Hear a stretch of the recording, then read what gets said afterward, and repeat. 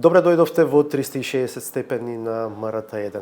Во редовниот понеделнички термин за интервју за соговорник го имаме повратникот во политиката, можеби најголемото изненадување меѓу носителите на пратенички листи за предстојните избори кај сите партии и коалиции, неврохирургот Венко Филипче. Конгресот на СДСМ во саботата го утврди за носител на пратеничката листа во изборната единица 4, која го покрива југоистокот на земјава. Филипче, благодарам што ја прифативте поканата. Благодарам на поканата. Како поминаа состаноците изминатиот викенд на кој што партијата ги утврдуваше пратеничките листи? Ова ве прашувам во контекст на медиумските извештаи, написи, гласини во јавноста дека имало незадоволни, па и тензии за време на состаноците.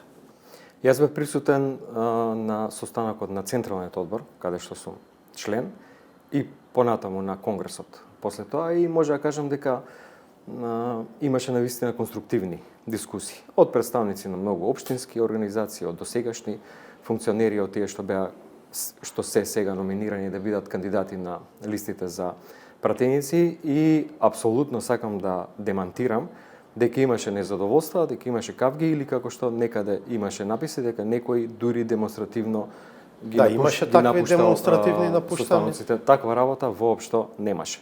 Тоа што превладуваше е тоа што во принцип и секогаш превладувало на таквите состаноци, тоа е, сметам, главната вредност на Социјалдемократскиот сојуз, дебатата. Имаше навистина одлични дебати од кои што имаше и што да се слушне и што да се научи. И сега некој дебатата може да ја квалификува и за кавга, некој може да ја квалификува на начин на кој што вие ја квалификувате за демократска придобивка. Не би рекол дека таа дебата во било кој момент личеше на кавга. Апсолутно не, и тоа го демантирам. Јас бев присутен на тие два состаноци.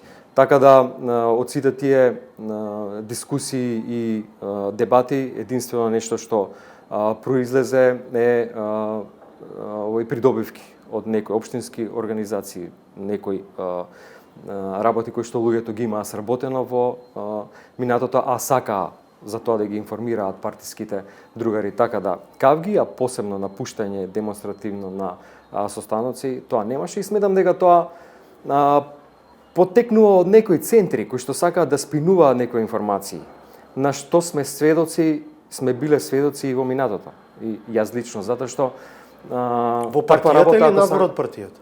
Зборувам се за партиските состаноци.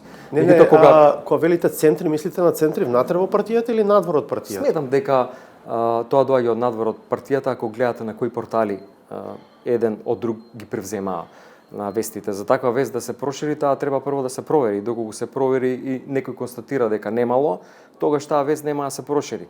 И тоа е со цел да се, сметам, дека е тоа со цел да се каже или да се прикаже дека има некаков раздор, незадоволство во партијата, апропо листите и кандидатите, но тоа апсолутно не е точно. Ова ли е најдобрата понуда на СДСМ во овој момент? СДСМ брои над 80.000 членови и апсолутно има партиски другари кои што со напорната работа во изминатиот период дефинитивно може да бидат дел од тие листи. Меѓутоа, партијата прави соодветни анализи, си има систем по кој што се креираат тие листи. Така да на овие листи и на овие состаноци претходеа бројни анкети, анализи, разговори и така натаму, и едноставно од сите тие проверки и анкети произлегува овие кандидати за кои што буквално застанаа без ниту една забелешка, без ниту еден глас против, сите членови и на Централниот одбор и на Конгресот. Сега и во најавата реков, вашето кандидирање доаѓа како еден вид изненадување, иако во изминатите недели се споменуваше вашето име како потенцијален носител во изборната единица 4, но по потврдата еве и официјално можеме да кажеме дека сте носител. Како се стигна до тоа Венко Филипче да биде носител во изборната единица 4? Или воопшто да биде на пратеничката листа на СДСМ? Најпрво дозволете да кажам дека тоа е за мене огромна чест да ја представам партијата на предстојните парламентарни избори. Јас сум присутен и покрај тоа што не сум во раководството на партијата, со мојот начин на функционирање секојдневно имам комуникација и со граѓаните, и со членовите на партијата, со членовите на раководството и така натаму. Јас сум човек кој што е отворен, кој што секогаш сака да помогне, да им се најде на луѓето. И тоа е еден систем кој што функционираше и претходно, и за време на мандатот во Министерството за здравство, меѓутоа и пред мандатот. Едноставно сакам да пружам помош и сум спремен да пружам помош било каде и било кога и на било кој на кој што тоа му е потребно, секако.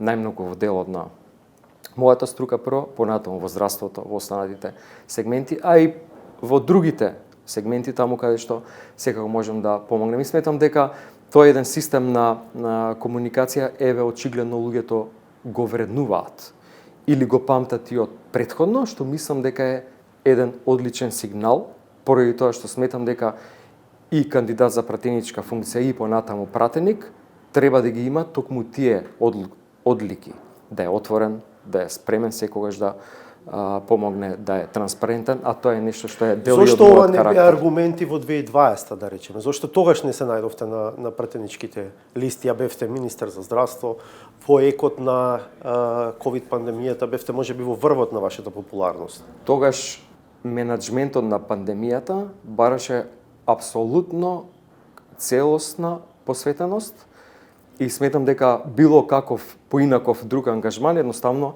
ќе беше само дефокусирање и неможност да се занимавам со менаџмент на пандемијата, која што беше навистина напорна работа.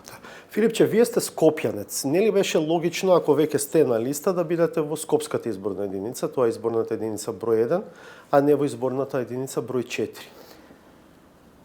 И во минатото и сега, гледаме и кај нас и во другите партии, пракса е да не секогаш за пратеници се кандидираат луѓе во местата каде што живеат. Јас сум присутен насекаде во државата, посебно во регионот на четвртата изборна единица. Изминатиот период комуницирам со многу луѓе од тој регион, едноставно имам познавање и за потребите и за можните решенија на нивните проблеми. На крајот на краишта пратеник треба да ги застапува сите граѓани, не само граѓаните од неговата изборна единица понатаму во парламентот. Дополнително и нешто што е интересно и не знам дали знаат многу луѓе во јавноста, јас имам потекло од тој регион.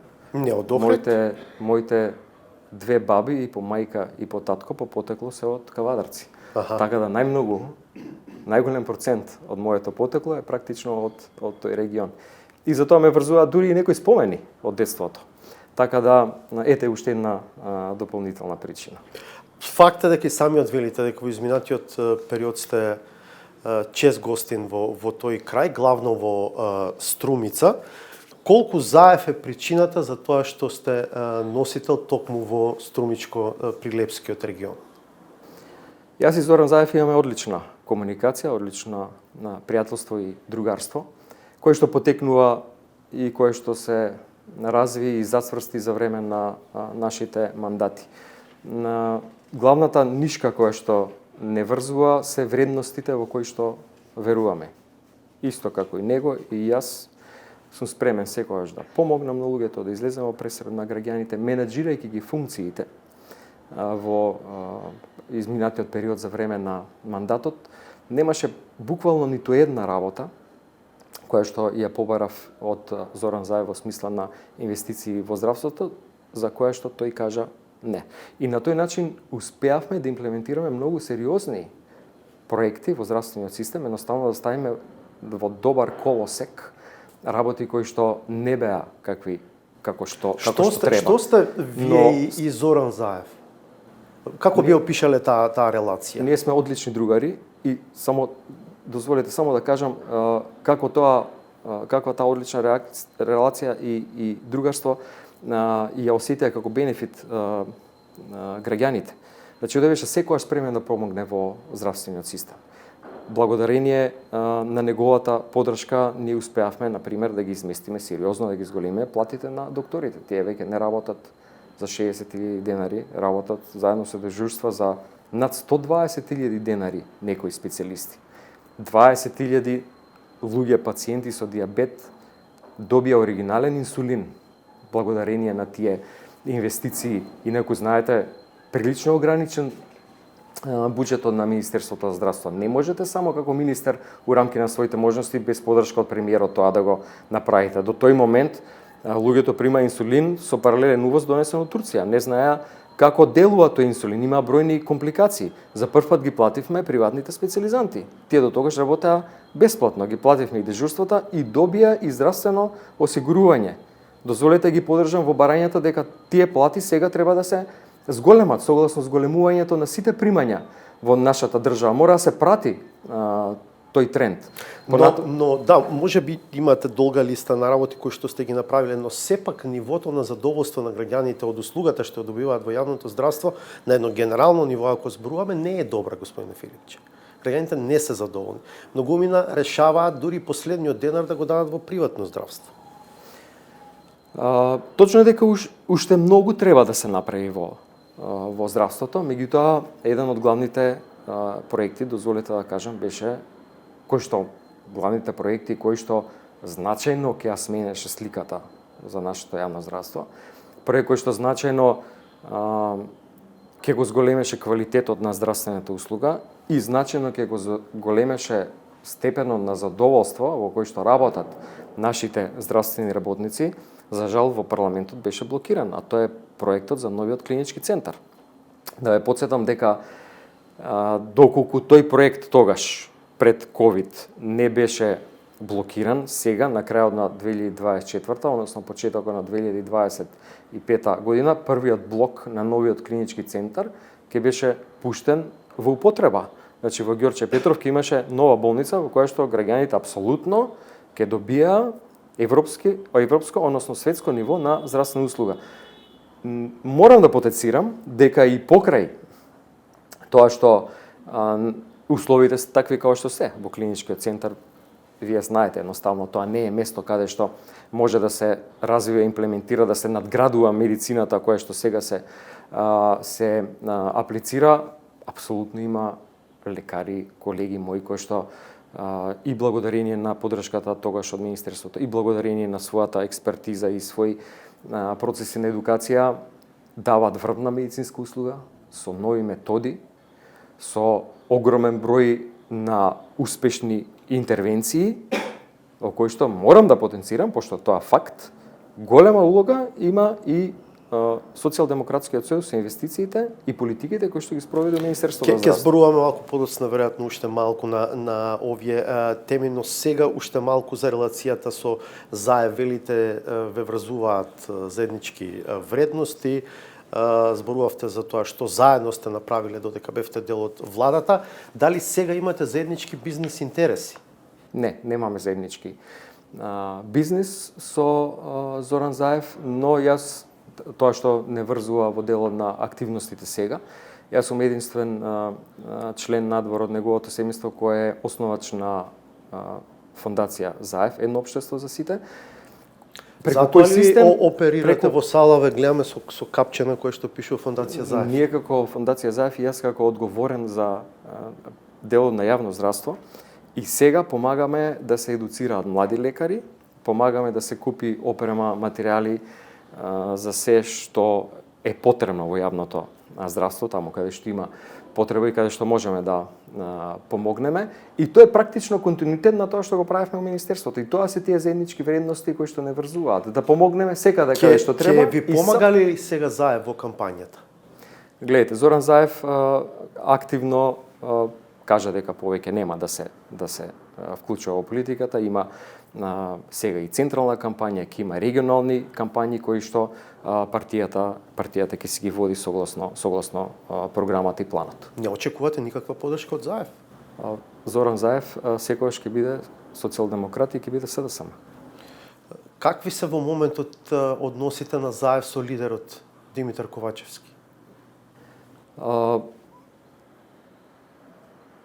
Ако мислите на тие информации и кои што излегува во јавноста во изминатиот период, дозволете да кажам дека се во сферата на целосни шпекулации, дека тие имаат одлична релација, одлична соработка и дека апсолутно нема никакви проблеми во нивната релација.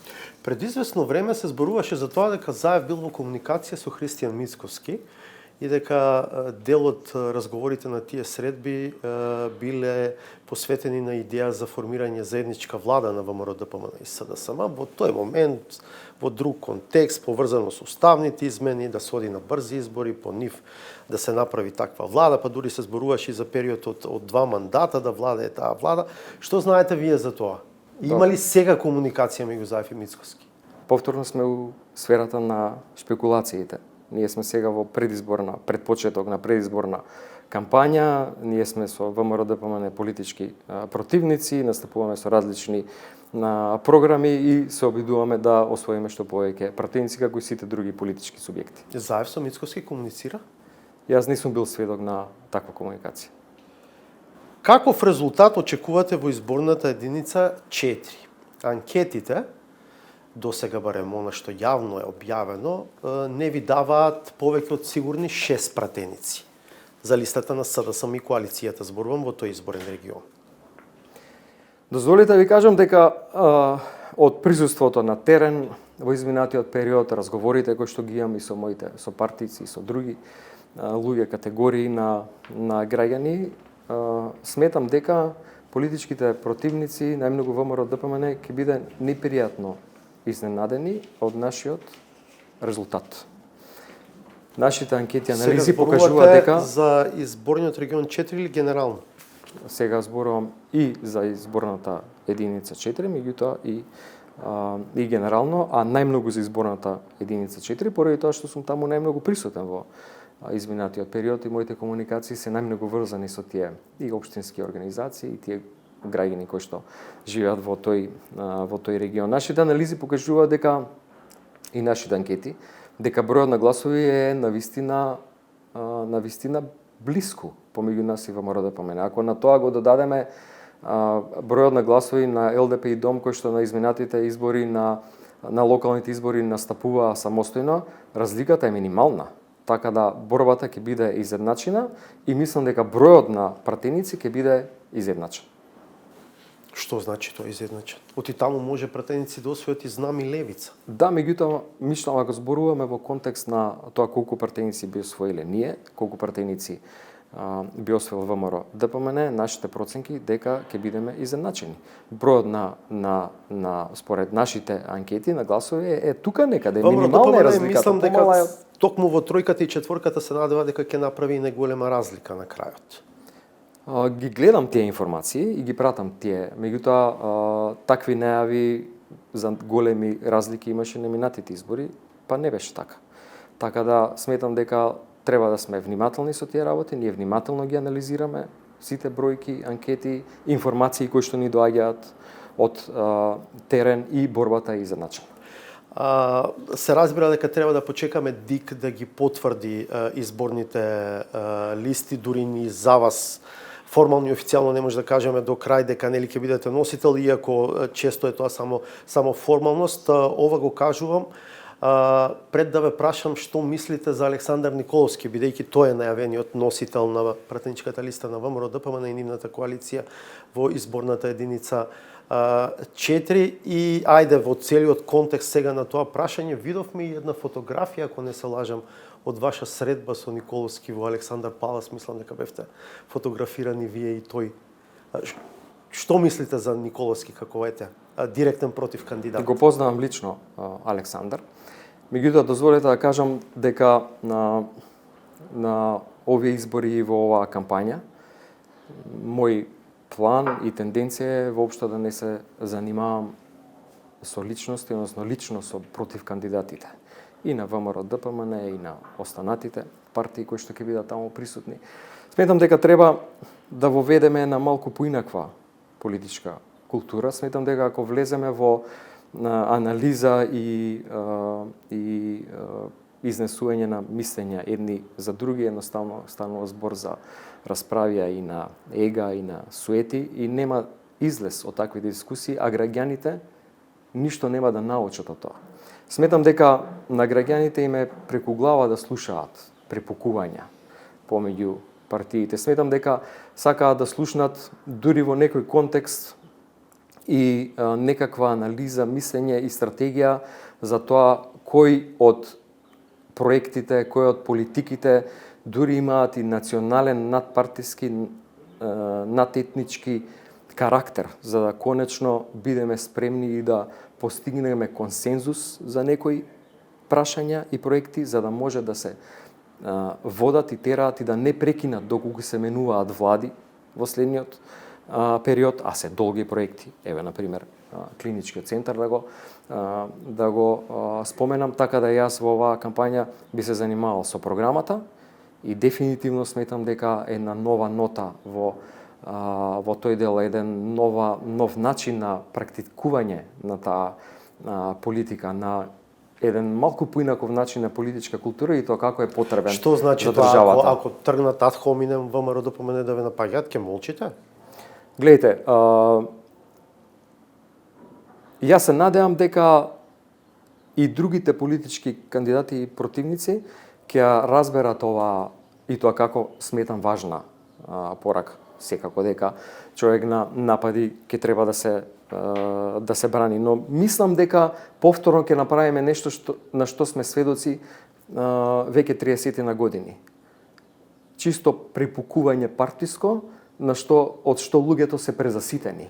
Верувате дека има разумни граѓани и тоа го гледаме од комуникациите, од присуството на терен. Самите граѓани веќе викаат дека се презаситени од тие препукувања помеѓу политичките партии и немање сенс за вистинските проекти и политики за кои што е потребен консензус. Знаете, имаме само една кратка забелешка за да објаснам што сакам да кажам. Имајќи го предвид искуството со, например, проектот за клинички центар, кој што е проект кој што е од национален интерес, а во собранието беше блокиран заради партиски политики, ете на тоа мислам дека нас ни треба консензус за суштинските промени во и тоа како значени сфери во општеството, и во здравството, и во образованието, и во социјалата. Има проекти кои што траат повеќе од еден мандат на една влада. Не може некоја друга следна влада која и да почнала, некој проект да запре или да го политизира.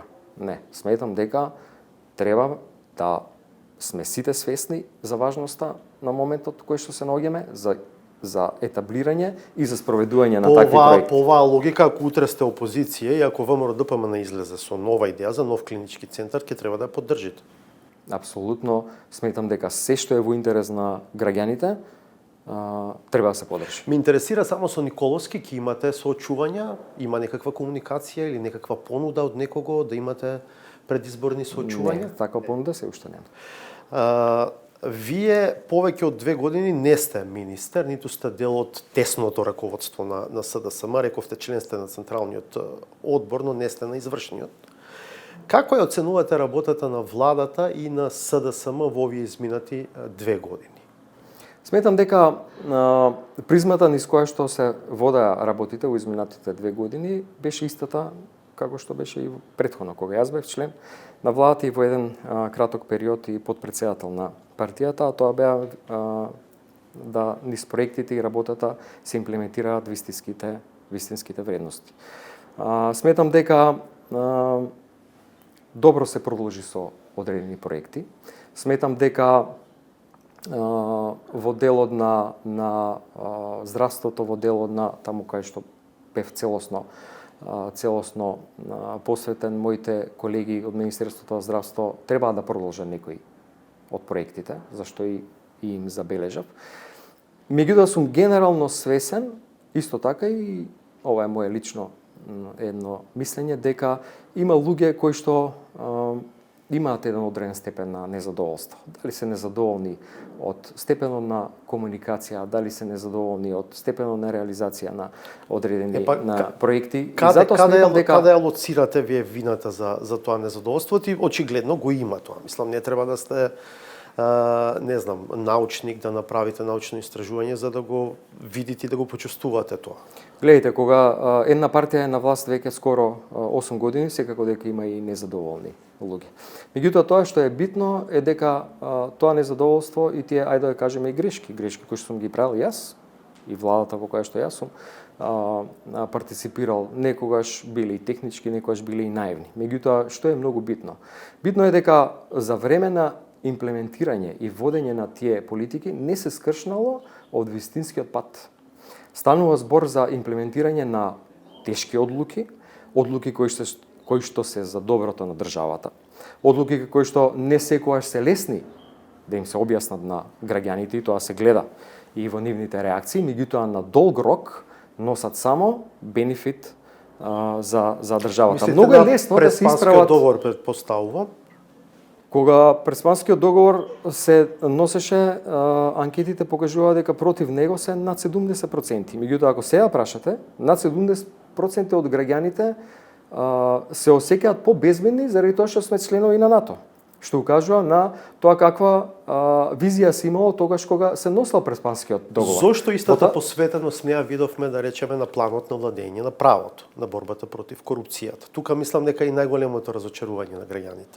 Добро, тоа се сепак работи кои што навистина бараат подолг временски период, кои што бараат консензус. Ете, уште едно поле за консензус помеѓу сите политички партии. Ние имаме и вице-премиер за добро. Дозволете малку и да банализирам, не треба консензус да решите дека нема да крадете, дека ќе бидете, како да кажем, чесен во трошењето на јавните пари. Добро, секој кој што сгрешил, секој кој што направил криминал, апсолутно треба да одговара за тоа. Па ние имаме и вице-премиер за добро владење, видејќи таа работата интензивна да комисијата за спречување од корупција. Тоа е секојдневна работа и секојдневна нивна активност. И апсолутно се сложувам дека тој дел на зајакнување на тој сегмент треба да е и е еден од главните столбови на кој што се потпира на програмата на Социјалдемократскиот сојуз за следните 4 години. Вие сте неврохирург, професор сте на медицинскиот факултет при УКИМ. Лидерот Ковачевски изминатиот викенд ги презентираше 10 столба во вашата изборна програма. Таму го нема здравството. Зошто го нема? Здравството е и тоа како важен дел од програмата на Социјалдемократскиот сојуз и дефинитивно еден од столбовите. И јас бев консултиран како поранешен министер и како професор сега на факултет за еден сегмент од програмата и мислам дека нудиме и тоа како квалитетна програма за зајакнување на здравствениот систем и за понатамошно зголемување на платите на здравствените работници. Меѓутоа, смеете да откриете некои делови таму од програмата? Дозволите да се официализира. Добро. И понатаму да тоа излезе во јавноста во многу скор период сега пред нас. Јас како наставник на медицинскиот факултет, како иден пратеник, сум спремен уште веднаш, имам помеѓу 10 и 15 предлог законски промени и решенија, кои што веднаш би ги предложил на парламентот со цел да се унапреди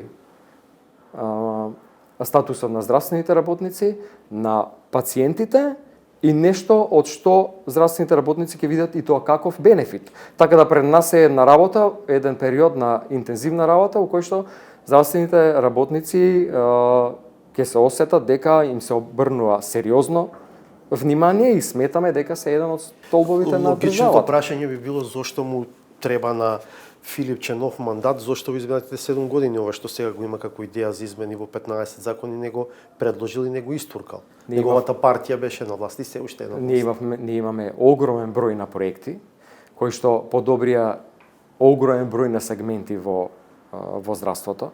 Спомнав некои од тие претходно, тоа се платите на здравствените работници, тоа се оригиналните инсулини, тоа е биолошката терапија.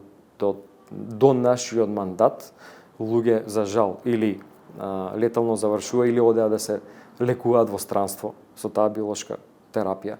Се реновира огромен број на оделенија низ државата, се купи огромен број на опрема, точно димензионирана таму кај што треба за луѓето да не патуваат и да ги прават потребни интервенции и радиолошки испитувања ширум државата. Ги вклучивме целосно на младите лекари во системот на донесување на одлуки, за прв пат ја плативме на нивната работа, меѓутоа знаете како, тоа е еден динамичен систем. Потребни се континуирани подобрувања. Господине Филипче, освен пораките во кампањата кои што ќе доаѓаат од централно ниво, има ли нешто специфично што ќе биде за гласачите во изборниот регион 4 и тука дозволете да се повикам на краткото видео што го објавивте на социјалните мрежи откако Конгресот на СДСМ ве потврди за кандидат за носител во изборниот регион 4 во кој што зборувате за човечност и подадена рака како вредности велите по кои луѓето ги ценат другите независно што се.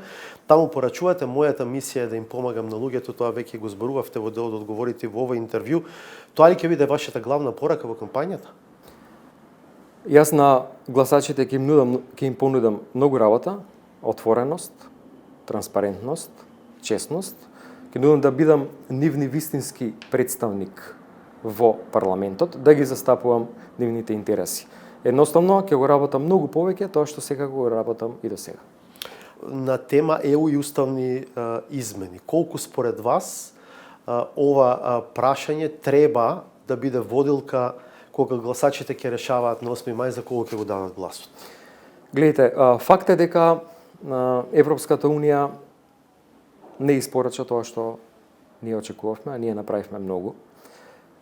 Истовремено е факт дека оваа земја, овие граѓани немаат друга иднина освен Европската Унија. Гледаме како напредува сите земји кои што стана членки, кандидати, кои што добро ги водеа на овој преговорите и така натаму. Така да тоа е работа која што исто така бара консензус. Мора да сме честни и искрени да им кажеме дека иднината на гласачите, дека иднината на оваа земја и прогресот е само во Европската Унија. Тоа го велат и од ВМРО ДПМН. Но има ли нешто што ќе ве разликува од нив? Ако го следиме нивниот дворник од вчера, од презентацијата на нивната изборна програма, велат дојде крајот на попустливата надворешна политика.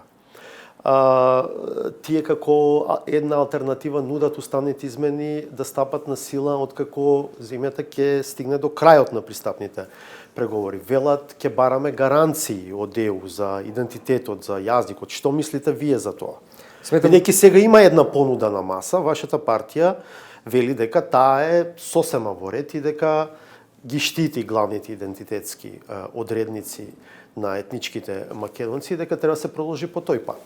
И со Преспанскиот договор и сега со таа понуда на маса заштитени се и јазикот и идентитетот. Знаете дека потпишавме договор со Европската Унија на македонски јазик и тоа е веќе во официјалната листа на јазици во Европската Унија.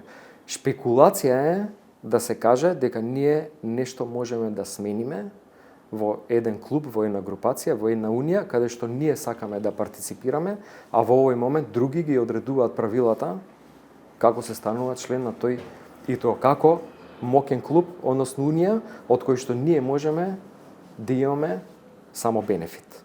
Така да сметам дека тоа е патот по кој што треба да се оди.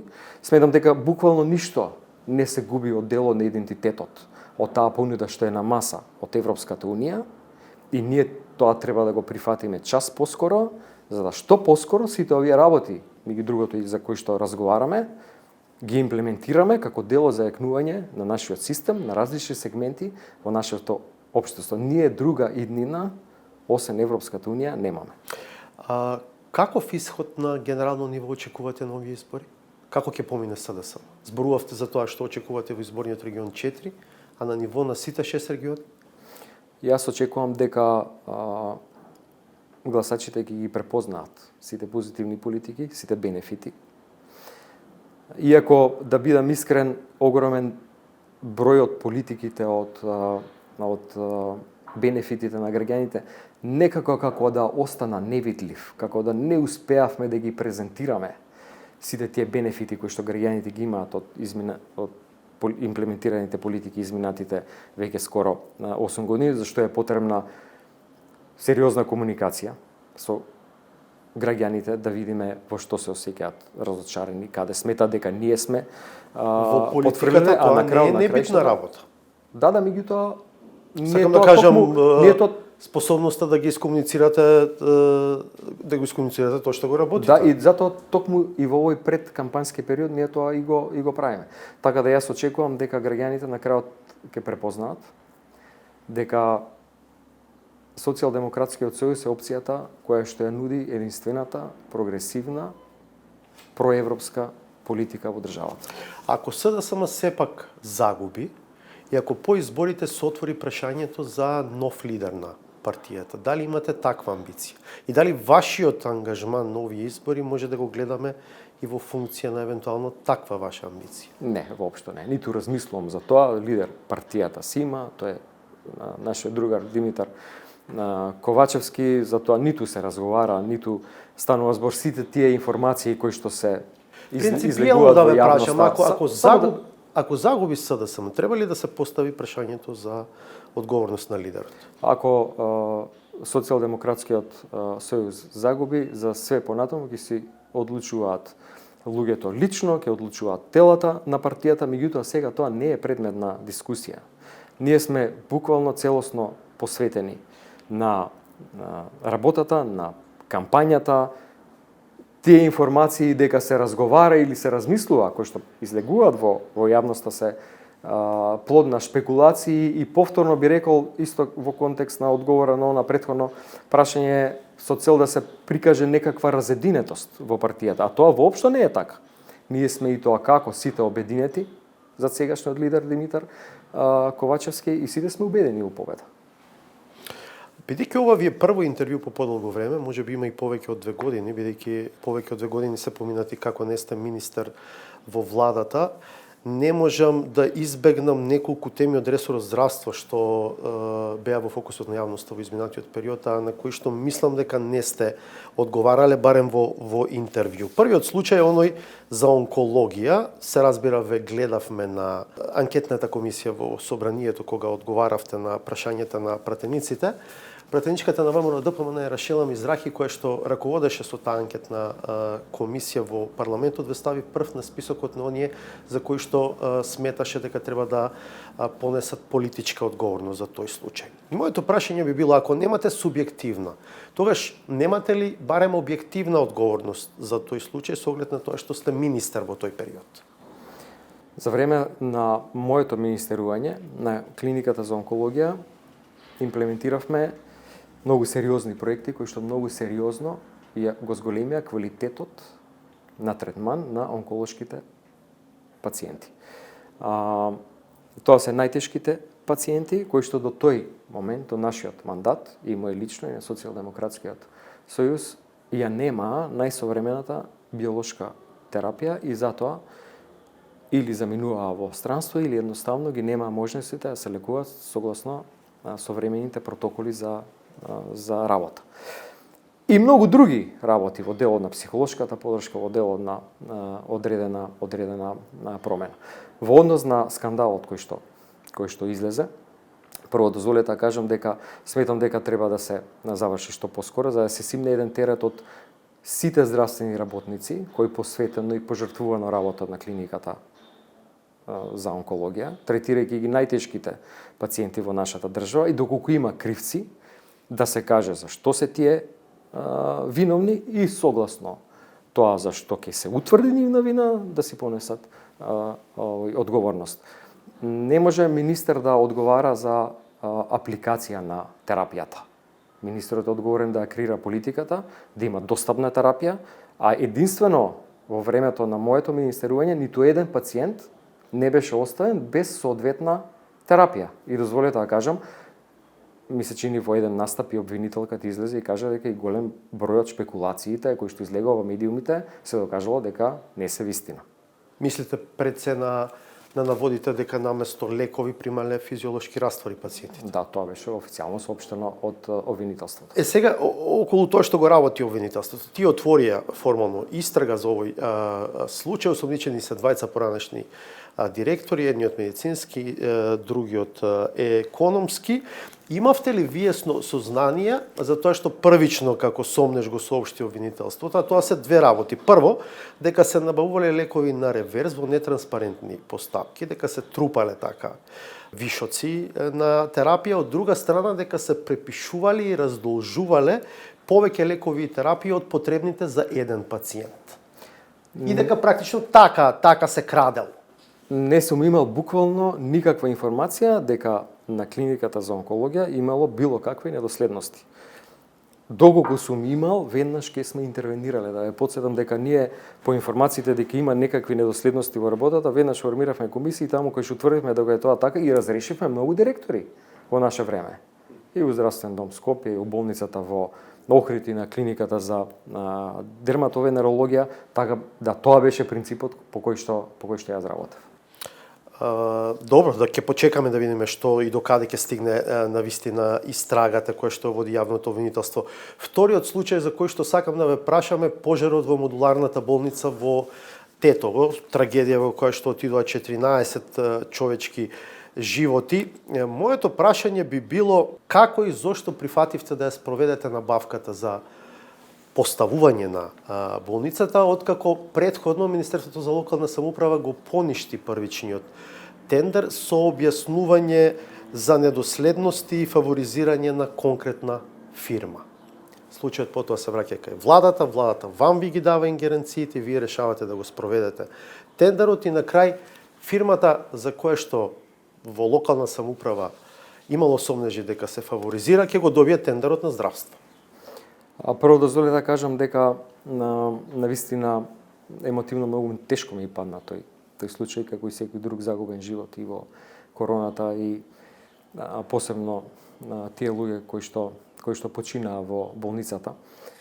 Конкретно да ви кажам дека станува збор за постапка која што ја водеше Министерството за локална самоуправа со средства од швајцарската амбасада, кој што имаше технички пропуст и тие го пропуштија рокот во кој што може да се потпише таа тендерска постапка и потоа владата ги префрли го овласти Министерството за здравство да спроведе таа постапка, која што е официјална тендерска постапка, за која што немало никогаш никаква забелешка од ниту еден орган кој што се занимава со контрола на тие набавки.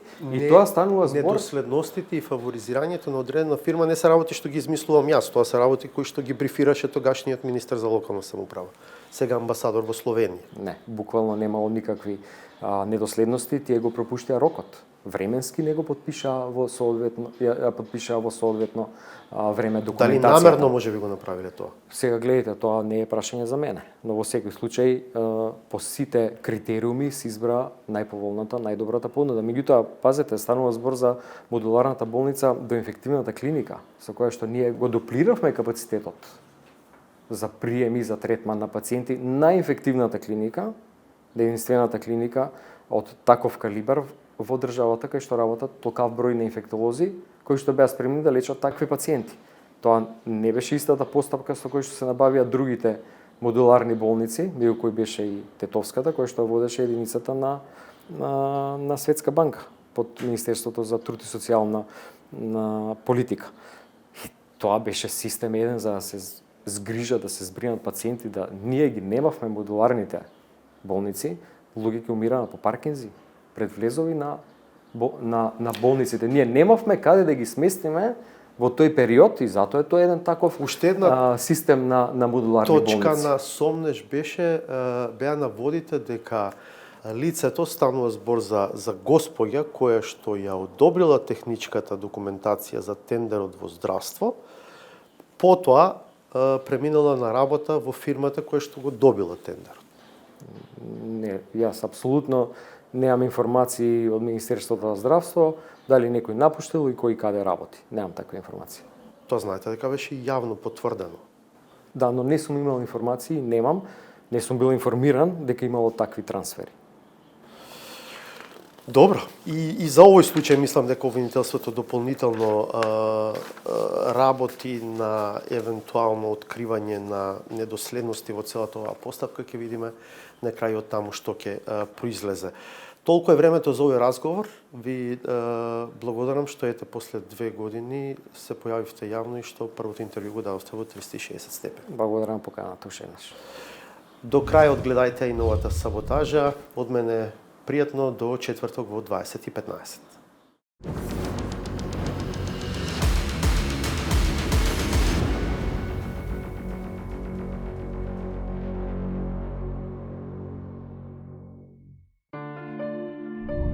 Трагајќи по виновникот, Кај нас постојано одговорност не се бара во себе, туку секогаш и секогаш за се лошо што се случува, се обвинува некој друг. Редовна состојба е да се бара алиби, а никогаш да не се види чие е лицето во огледалото. Самиот наратив дека ќе правиме влада без албанци е проблем. Не дека тоа неможно, те ја навива ВМРО да формира влада без албанци, знаете зашто? За да се убеди македонската јавност дека не се проблем албанците, македонските партии се проблем. Еден од неколкуте фактори врз чии плеки паѓа неподносливиот товар за лошите изведби на процесите. Полека ама сигурно се обелоденува, бидејќи како траги во снегот се гледа кој ги направил погрешните чекори. Видите вака сега, ние некаде имаме слободни проценки, се некаде 700.000 македонци со македонски патни исправи надвор од државата. Бойкотиран беше пописот. Не е точно дека они него не ќе да се попише. Беше бойкотиран благодарение на архиепископот на МПЦ, господинот Стефан, и на две опозициони партии. А така ќе биде и во иднина ако се има предвид дека изборот на страната од секогаш бил проблематичен, особено кога едната, фалената и љубената, никогаш не се ни однесувала според очекувањата на народот од оваа земја, иако постојано се акцентира како голема душегрижничка. На американците не им значи ништо. Едноставно нивната цел се исполнува, а колатералата за нив е неважна. Во руската дипломатија и политика има малку повеќе емоции. Сепак без чувства и осет за собствената улога во системот. Тие што станаа тоа што станаа, благодарејќи на влијанието на моќта на локалниот југоисток и делумно на северозападот, имаат толку сила и храброст да одредуваат чии очи на која страна од светот загледуваат. Кога се спомнува Европската унија, некој тука ги паќа паника. Не грешка во концепцијата на Русија. Само така. Значи, тоа е риторика од партијата кај што доаѓате ви. Тоа што некој доаѓа од иста партија не е правило за идно однесувањето и тој што истапил и останал без стадото, бива предмет на горчлив цинизам, откако поради веќе неразбирливите блокади на градот ќе побара нечие повлекување. Нема услови за работа во Советот. Неговата советничка група го обструира и не е присутна во салата за одржување на седници. Вие, председателе, од тие што ви изгласаа, немате поддршка. Поднесете се оставка. Ова сугестија ќе ја разгледам многу сериозно. Благодарам. И на крајот, пред да биде донесена која било одлука, мора да се искомуницира со висши сили и со гатачи. Тетка ми ја сонував и го сонувам тете ми кој е починат.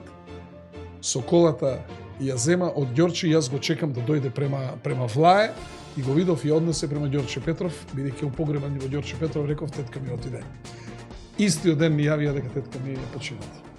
Американците, сакајки или не сакајки, го разбудија. Во спротивност, со вакви способности, ке требаше ептен да се пази да не заспие, оти кој знае кој и што може да му дојде на сон.